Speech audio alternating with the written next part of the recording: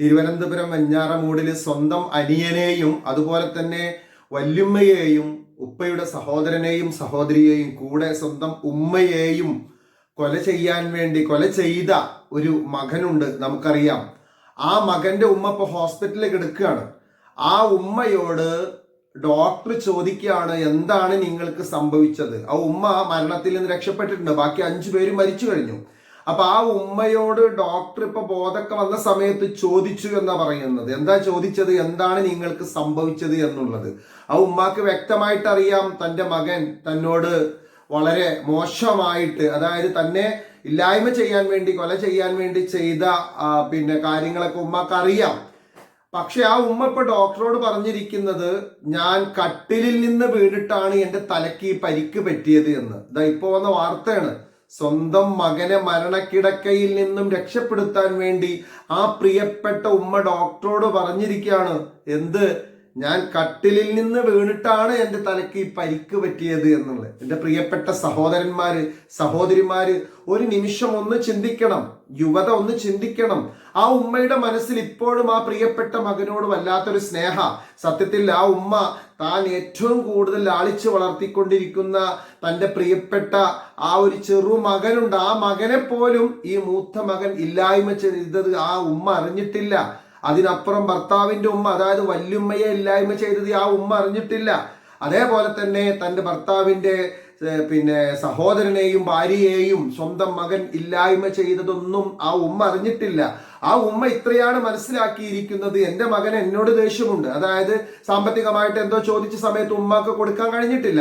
അപ്പൊ അതിന്റെ പേരിൽ എന്നോട് എൻ്റെ മകൻ ചെയ്ത പെട്ടെന്ന് ദേഷ്യം കൊണ്ട് എൻ്റെ തലക്കെന്തോ ചെയ്തു പോയിട്ടുണ്ട് എന്നാണ് ഉമ്മ മനസ്സിലാക്കിയിട്ടുള്ളത്. ബാക്കി പുറം ലോകത്ത് നടന്ന ഒരു കാര്യവും ആ പ്രിയപ്പെട്ട ഉമ്മ അറിഞ്ഞിട്ടില്ല. അതുകൊണ്ടാണ് ആ ഡോക്ടർ ചോദിച്ചപ്പോൾ ആ ഉമ്മ ഇങ്ങനെ ഒരു മറുപടി പറഞ്ഞത്, ഞാൻ കട്ടിലിൽ നിന്ന് വീണ സമയത്താണ് എനിക്കിത് സംഭവിച്ചത് എന്ന്. പ്രിയപ്പെട്ടവർ, ആ ഉമ്മയുടെ മനസ്സൊന്ന് നോക്കണേ. ആ ഉമ്മയുടെ മനസ്സൊന്ന് നോക്കണം. ഇപ്പോഴും മരണക്കിടക്കയിൽ നിന്ന് തന്റെ പ്രിയപ്പെട്ട മകനെ സംരക്ഷിക്കുകയാണ് ആ ഉമ്മ. ഇതാണ് ഏതൊരു ഉമ്മമാരുടെയും മനസ്സ്. ഏതൊരു ഉമ്മമാരുടെയും മനസ്സ് ഇങ്ങനെയൊക്കെ തന്നെയാണ്. എന്നിട്ടാണ് ആ ഉമ്മമാരോടൊക്കെ അല്ലെങ്കിൽ ആ ഉപ്പമാരോടൊക്കെ എത്രയും വളരെ മോശമായ രീതിയിൽ പെരുമാറുന്നത്. എന്തിനെല്ലാമാണത്? അവർക്ക് അനാവശ്യമായിട്ട് ലഹരിക്ക് പലപ്പോഴും താൻ തന്നെ നശിച്ചു പോകുന്ന, അല്ലെങ്കിൽ തന്റെ ലൈഫ് നശിച്ചു പോകുന്ന ഒരവസ്ഥ ഉണ്ടാവാതിരിക്കട്ടെ എന്ന് വിചാരിച്ച് തന്റെ മക്കളോട് പറയില്ല, അതിന് ഞാൻ പൈസ തരൂല, അങ്ങനെ ചെയ്യരുത്, ആ ഒരു സ്വഭാവം നിർത്തണം എന്നൊക്കെ പറഞ്ഞിട്ട് ആ മകന്റെ ഭാവി നോക്കിയിട്ട് പല ഉമ്മമാരും ഉപദേശിക്കുക, പലതും പറയുമ്പോഴാണ് ഈ പല മക്കൾക്കും ബോധം നഷ്ടപ്പെട്ട് ദേഷ്യം പിടിച്ചുകൊണ്ട് പല ഉമ്മമാരോടും ഇങ്ങനെയൊക്കെ ചെയ്യുന്നത്. കയ്യിൽ കിട്ടിയതെല്ലാം എടുത്തെറിയുന്നു, വലിച്ചെറിയുന്നു, ആ കുടുംബത്തിൽ അസ്വസ്ഥത ഉണ്ടാക്കുന്നു. അപ്പൊ ആ ഉമ്മമാരുടെ മനസ്സിലൊക്കെ നിങ്ങളോട് എത്രമാത്രം സ്നേഹമുണ്ട് എന്നുള്ളത് മനസ്സിലാക്കേണ്ടതുണ്ട്.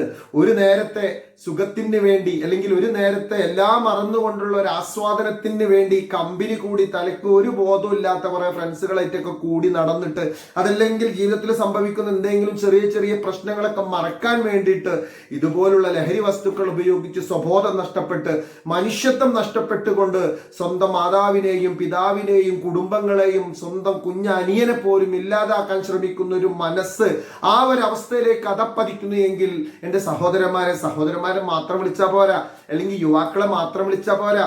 ഇന്നിപ്പോ നമുക്കറിയാം, കഴിഞ്ഞ ദിവസം ഒരു സഹോദരി സ്വബോധം നഷ്ടപ്പെട്ടുകൊണ്ട് പോലീസ് ജീപ്പിലേക്ക് അടിച്ചു കയറിയതും പോലീസുകാരെ ബുദ്ധിമുട്ടിച്ചതും, അതുപോലെ തന്നെ കഴിഞ്ഞ ദിവസം എത്രയോ നൂറുകണക്കിന് ആയിരക്കണക്കിന് ആളുകൾ ട്രെയിനിൽ സഞ്ചരിക്കുന്നുണ്ടാവും. ആ ട്രെയിനിനെ അട്ടിമറിക്കാൻ വേണ്ടിയിട്ട്, അല്ലെങ്കിൽ അവരെന്തോ കണ്ട് ആസ്വദിക്കാൻ വേണ്ടിയിട്ട് വലിയൊരു പോസ്റ്റ് എടുത്തിട്ട് റെയിൽപാളയത്തിലിട്ട്, ഇതിന്റെയൊക്കെ ബാക്കിൽ അന്വേഷിക്കുമ്പോൾ കിട്ടുന്നത് സ്വബോധം നഷ്ടപ്പെട്ടുകൊണ്ട്, അല്ലെങ്കിൽ എന്തോ ഒരു പ്രത്യേകമായിട്ടുള്ള ഒരു വൈകൃതം ഉള്ളിൽ നിന്നുകൊണ്ട് ഇവർ ലഹരി ഉപയോഗിച്ചതിന്റെ പേരിലാണെന്ന് മനസ്സിലാകുന്നത്. ഇവിടെ പലപ്പോഴും നമ്മൾ പറയുന്ന ഒരു കാര്യമാണ്, ഒരു രസത്തിന് വേണ്ടി കമ്പനി കൂടി ഏതോ ബോധമില്ലാത്തവന്റെ പിറകെ നടന്നിട്ട് നമ്മൾ ഭയങ്കര ഹീറോ ആണ്, നമ്മൾ ഭയങ്കര എന്താ പറയാ യുവതയാണ്, ബാക്കിയുള്ളതൊക്കെ തന്തവൈബാണ്, തള്ളവൈബാന്നൊക്കെ പറഞ്ഞിട്ട് സ്വന്തം അഹങ്കരിച്ച് നടന്നിട്ട് സ്വന്തം ബുദ്ധിയും ജീവനും നഷ്ടപ്പെട്ടുകൊണ്ട് ഇതുപോലെ താൻ പോറ്റി വളർത്തിയ അല്ലെങ്കിൽ നൊന്ത് പ്രസവിച്ച ഉമ്മയോട് പോലും ഒരു കാരുണ്യം കാണിക്കാതെ, ഒരു ചെറിയ പണത്തിന് വേണ്ടിയിട്ടോ അല്ലെങ്കിൽ തന്റെ ബുദ്ധിമുട്ടുകൾ വന്ന സമയത്ത് ഒരു സ്വർണം കൊടുക്കാത്തതിന്റെ പേരിലോ ഈ രീതിയിൽ പെരുമാറുന്ന ഒരു മനസ്സ് നിങ്ങൾക്ക് അതിൽ നിന്ന് വളർത്താൻ പറ്റിയിട്ടുണ്ടെങ്കിൽ, അല്ലെങ്കിൽ നിങ്ങളുടെ ഫ്രണ്ട്സുകളിൽ നിന്ന് നേടിയെടുക്കാൻ പറ്റിയിട്ടുണ്ടെങ്കിൽ പോകുന്നതൊന്നും ശരിയല്ല, നടക്കുന്നതൊന്നും ശരിയല്ല. നിങ്ങൾ മനസ്സിലാക്കുക, നല്ലൊരു ജീവിതമാണ് നശിപ്പിച്ച് മുന്നോട്ട് പോകുന്നത്. നിങ്ങളാൽ നശിക്കുന്ന ഒരുപാട് ആളുകളുണ്ട്. അതിനപ്പുറം നല്ല രീതിയിൽ ജീവിക്കുന്ന കുടുംബങ്ങൾക്ക് അസ്വസ്ഥതയാണ് ഏകുന്നത്. ഇവിടെ ശരിക്കും സങ്കടം തോന്നി ആ ഉമ്മ അങ്ങനെ ഡോക്ടറോട് പറഞ്ഞു എന്ന് പറഞ്ഞപ്പോ. ഇത്രയൊക്കെ ആളുകളെ ഇല്ലായ്മ ചെയ്തു.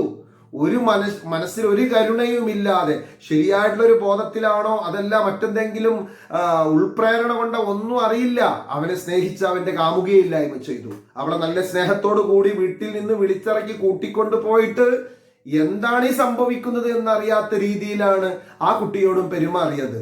അള്ളാന്റെ റസൂല് പറഞ്ഞിട്ടുണ്ടേ, അവസാന കാലഘട്ടമാകുമ്പോ പല ആളുകളും എന്തിനാണ് കൊല്ലുന്നത് എന്ന് കൊല്ലുന്നവനക്കറിയില്ല, എന്തിനാണ് കൊല്ലപ്പെടുന്നത് എന്ന് കൊല്ലപ്പെടുന്നവനക്കും അറിയില്ല.